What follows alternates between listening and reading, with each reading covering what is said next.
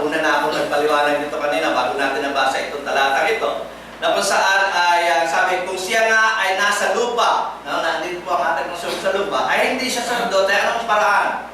Hindi siya pwedeng maging sacerdote, sa anong paraan? Palibhasa ay mayroon na nagsisipaghandog ng kaloob ayon sa ano? Ayon sa kautusan. So ito yung pinaubayan ng Diyos na gawin ng mga Levita dito sa earth, no? Na meron pong mga Levitical priesthood na gumagawa. At hindi po nakiagaw ng pwesto ang ating Panginoong Kristo.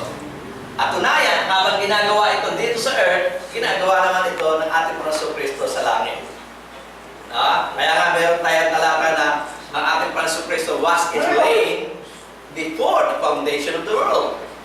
So, ginagawa na po ng ating Panginoong Kristo yung bago, ginagawa ito dito sa physical temple.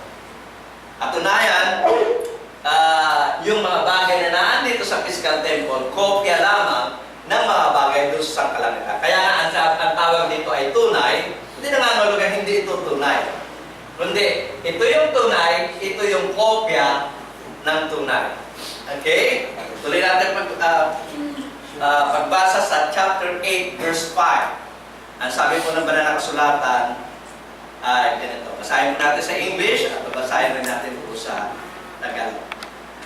Who serve unto the example and shadow of heavenly things, ito po tinutukoy na andito po sa physical temple, okay, as Moses was admonished of God when he was about to make the tabernacle, for see, said he that thou make all things according to the pattern showed to thee in the mount. Sabi po sa Tagalog, na naglilingkod sa anyo. Ito po ay yung paglilingkod na ginagawa dito sa physical temple. Ito po ay anyo. Ito po ay anino. Ayon po doon sa ating binabasa. Na naglilingkod sa anyo at anino ng mga bagay sa sangkalangitan. So habang naglilingkod sila dito, yung kanilang paglilingkod ay yun yung anyo na naandito sa langit. Ito yung umaanino ng mga bagay na nagaganap doon sa langit. Nakaka natin yan? Wala pong nag-i-exist na temple dito at mga activities sa temple dito kung wala itong nangyayari dito sa kalangitan. Nakukuha niyo po ba ang argumento ng sumula? Ang ibig niya sabihin, hindi naman ito mag-i-exist kung wala ito.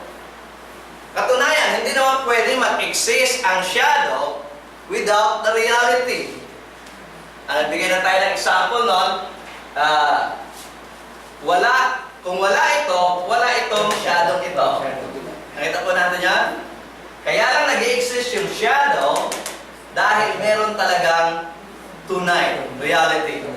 At kaya lang nag-i-exist itong physical temple na ito because, ito ay umaanino doon sa bagay na nagaganap doon sa kalangitan. Kaya nga kapag nag-animal sacrifices sila dito, anong ginagawa ng priest?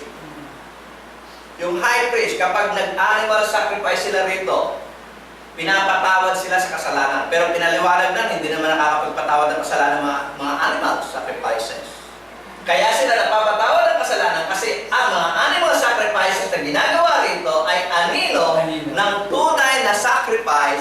At ang tunay na sacrifice, walang iba kundi ang ating Panginoon Kristo.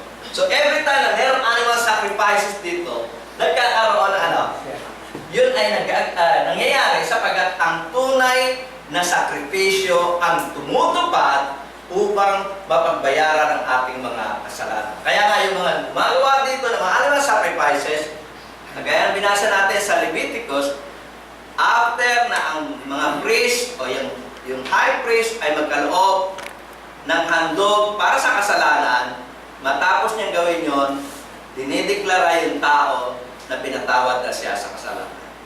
Okay? Pero sino talaga ang nakapagpapatawad ng kasalanan? Yung bang mga ginagawa dito sa physical temple o yung ginagawa doon sa tunay? Yung po yun.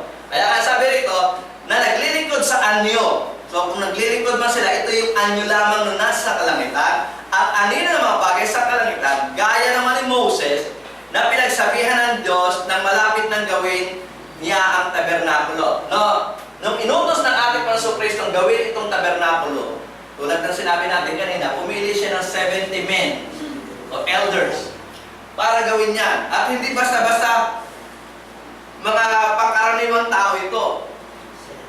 Magaling po sila sa skill. Skill po sila sa lahat ng mga bagay, lalo-lalo na may kinalaman sa architecture, ano? So, at binasbasan po sila ng Espiritu Santo. Pero, nung ginawa itong templong ito, o yung tinatawag na tabernakulo, hindi po ito ginawa, basta ginawa lang. Yung pong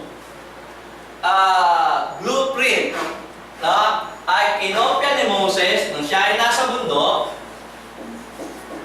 Kinopya ni Moses doon sa ipinakita ng Diyos sa sangkalangitan. Kaya nga sabi rito na naglilingkod sa anyo at anino ng mga bagay sa sangkalangitan, gaya naman ni Moses, na pinagsabihan ng Diyos nang malapit nang gawin niya ang tabernakulo, sapagkat sinabi niya, ingatan mo na iyong gawin ang lahat ng mga bagay ayon sa anyong ipinakita sa iyo sa bundok. So, naandun sa bundok si Moses, pinakikita kung ano yung mga naandun sa langit, at yun rin ang inilagay niya rito sa templo. Kaya makikita natin yung pong mercy seat, ito po kaya ating Panginoon Kristo. Yung pong mana, yung po ang ating Panginoon Kristo. Lahat po ng mga furniture na naandito po sa templo, yung po ay ang ating Panginoon Kristo. Mismo ang templo ay ang ating Panginoon Kristo. Na kinopya ni Moses yung anyo na ipinakita sa kanya mula doon sa bundok nung tanawin niya po ito sa langit.